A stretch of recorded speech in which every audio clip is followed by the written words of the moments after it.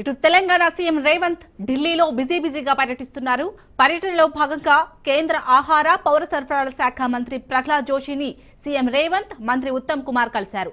ధాన్యం బకాయిలు 1468.94 కోట్లను విడుదల చేయాలని కేంద్ర మంత్రికి విన్నవించారు. ప్రధానమంత్రి గరీబ్ కళ్యాణ్ యోజన కింద సరఫరా చేసిన బియ్యానికి సంబంధించిన బకాయిలు 343.27 కోట్లు విడుదల చేయాలని విజ్ఞప్తి చేశారు సీఎం. సీఎంఆర్ డెలివరీ గడువును పొడిగించాలని కేంద్ర మంత్రిని కోరారు సీఎం రేవంత్, మంత్రి ఉత్తమ్.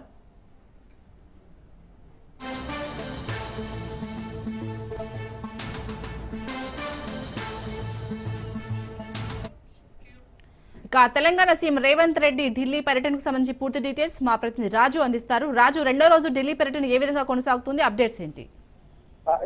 నిన్న ఢిల్లీకి వెళ్లిన తెలంగాణ సీఎం రేవంత్ రెడ్డి రెండో రోజు పర్యటన ఈ రోజు కొనసాగుతోంది. పలువురు కేంద్ర మంత్రులను కూడా కలుస్తా ఉన్నారు. రాష్ట్రానికి రావాల్సినటువంటి ఏవైతే పలు పెండింగ్ ప్రాజెక్టులు కావచ్చు, పలు నిధులు కావచ్చు, వీటిపై విజ్ఞాపన పత్రాలు ఇస్తా ఉన్నారు. ఇప్పటికే మనం నిన్న చూస్తున్నాము.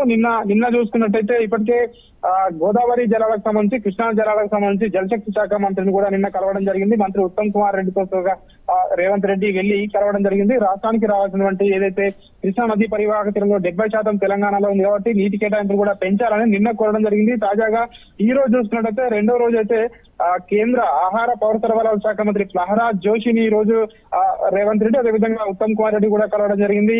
అదేవిధంగా 2014-15 సంవత్సరానికి సంబంధించి సేకరించిన ధాన్యం బకాయిలు ఇంకా కూడా పెండింగ్ లో ఉన్నాయి. వాటిని వెంటనే విడుదల చేయాలని చెప్పేసి కూడా కేంద్ర మంత్రిని కోరడం జరిగింది. అదేవిధంగా సీఎంఆర్ డెలివరీ గడువును కూడా పొడిగించాలని చెప్పి కూడా కేంద్ర మంత్రిని ముఖ్యమంత్రి రేవంత్ రెడ్డి కోరడం జరిగింది. అదేవిధంగా ప్రధానమంత్రి గరీబ్ కళ్యాణ్ యోజన కింద సరఫరా చేసిన బియ్యానికి సంబంధించి బకాయిలు 343 కోట్ల బకాయిలు ఉన్నాయని, ఆ బకాయిలు వెంటనే విడుదల చేయాలని చెప్పి కూడా కేంద్ర మంత్రికి విజ్ఞాపనం చేయడం జరిగింది. అదేవిధంగా ఈ రోజు మధ్యాహ్నం తర్వాత కేంద్ర పట్టణాభివృద్ధి శాఖ మంత్రి మనోహర్ లాల్ ఖట్టంతో కూడా భేటీ కాబోతా ఉన్నట్టుగా కూడా తెలుస్తా ఉంది. అదేవిధంగా నితిన్ గడ్కరీ అపాయింట్మెంట్ కూడా కన్ఫర్మ్ అయితే నితిన్ గడ్కరీని కూడా కలిసే అవకాశం ఉన్నట్టుగా కూడా తెలుస్తా ఉంది.